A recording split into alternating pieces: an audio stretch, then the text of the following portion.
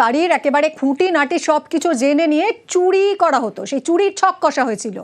এইরকমই একটা বাড়িতে চুরি করতে গিয়েই জালে ধরা পড়লো মাস্টার মাইন্ড। হাওড়ার আন্দুলে ব্যবসায়ীর বাড়িতে চুরি ঘটনা আমরা আপনাদেরকে দেখিয়েছিলাম এই খবর। 18ই সেপ্টেম্বর ঘটেছিল এই ঘটনা।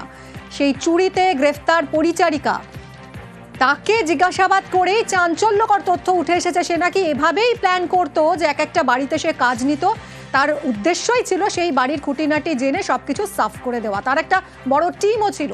কিভাবে কাজ করতো এই টিম, কারা কারা রয়েছে এই টিমে, কিভাবে ধরা পড়লো, দেবাশিস রয়েছে, সবকিছু আমাদের সবিস্তারে জানাবে। দেবাশিস, একেবারে দেখো, যে টিম গঠন করেছিল সেই টিমে কিন্তু বাইরের কেউ থাকতো না। টিমে থাকতো কারা? তারই ভাই, তার দুই নিজের ভাই এবং এক মাস্তুতো ভাইকে নিয়ে গোটা এই অপারেশনটা চালানো হতো। পূর্ণিমা সিং, যে কিনা এই আন্দুলে ব্যবসায়ীর বাড়িতে কয়েক বছর আগে তিনি এখানে কাজে যোগ দিয়েছিলেন। বেশ কিছুদিন কাজ করার পর, মানে কাজ করার অচিরায় তার বাড়ির খুঁটিনাটি জায়গা, কোথা দিয়ে জানলা রয়েছে, কোথায় গেট আছে, কোথা দিয়ে ঢোকা যেতে পারে, কোন কোন আলমারিতে কি কি থাকতে পারে, পুরো বিষয়টি কিন্তু জেনে নিত। একেবারে যে বাড়ির কর্তা কর্ত্রী যারা থাকতেন তাদের সঙ্গে মিলেমিশে পুরো বিষয়টি জেনে নিয়ে সেখান থেকে কাজ ছেড়ে দিত এবং পরবর্তীকালে সেই ভাইদের নিয়ে। আর কটা বাড়িতে চুরি করেছিল সে এর আগে? দেখো, যে ধরনের ঘটনা ঘটিয়েছে এই আন্দোলনের ক্ষেত্রে, সেক্ষেত্রে পুলিশ মনে করছে একাধিক চুরির সঙ্গে কিন্তু এই টিমটি জড়িয়ে রয়েছে। তাদেরকে নিজেদের হেফাজতে নিয়ে কোথায় কোথায় এই ধরনের ক্রাইম তারা করেছে, কিভাবে ক্রাইম করতো, পুরো বিষয়টি কিন্তু তদন্ত শুরু করেছে সাঁকরাইল থানার পুলিশ। এখনো পর্যন্ত এই ব্যক্তিদের অর্থাৎ ধৃতদের কাছ থেকে 30 লক্ষ টাকার সোনার গহনা ও ক্যাশ মূল্য, ক্যাশ টাকা, এগুলি কিন্তু উদ্ধার করতে সক্ষম হয়েছে।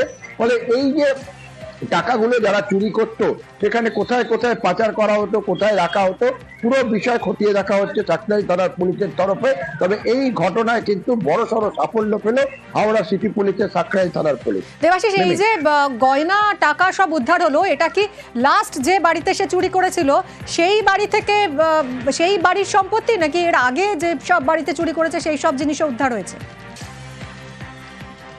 না, এখনো পর্যন্ত যেহেতু আন্দোলনের এই পরিবারের তরফ থেকে যে অভিযোগ উঠেছিল, যেখানে চুরির ঘটনা ঘটেছিল 18 তারিখ, সেই ঘটনা তদন্তে নেবে। সেখানকার সিসিটিভি ফুটেজ দেখে মোবাইল নাম্বার ট্র্যাক করে কিন্তু যে গ্রেপ্তার হয় পূর্ণিমা এবং তার 3 ভাই, তাদের তরফ থেকে যেগুলি পাওয়া গেছে সেগুলি কিন্তু আন্দোলনের এই পরিবার বা এই ব্যবসায়ী পরিবারের থেকেই বাড়ি থেকে চুরি হওয়া সামগ্রী বলে পুলিশ মনে করছে।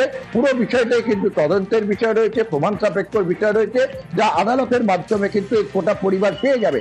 তবে পুলিশ মনে করছে এটি যে প্রথম ক্রাইম তা নয়, এর সঙ্গে এর আগেও কিন্তু একাধিক ক্রাইম করেছে এই গোটা টিমটা। কারণ যেভাবে কাজ করা হয়েছে তাতে কিন্তু বলা যেতে পারে পরিকল্পনা এবং অভিজ্ঞতা না থাকলে এই ধরনের কাজ করা একেবারেই অসম্ভব।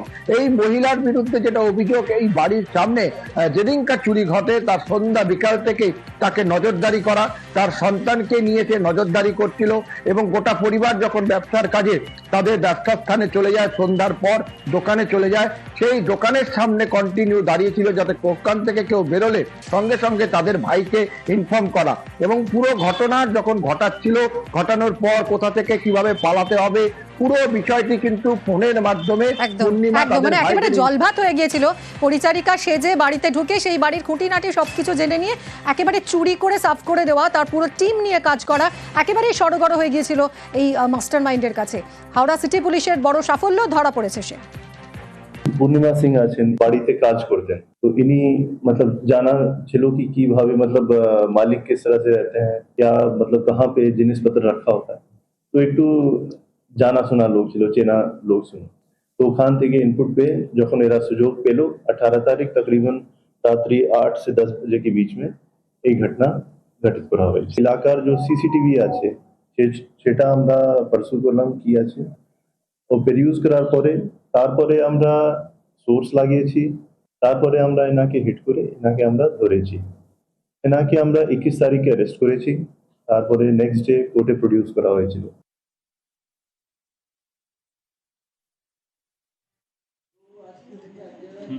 নিউজ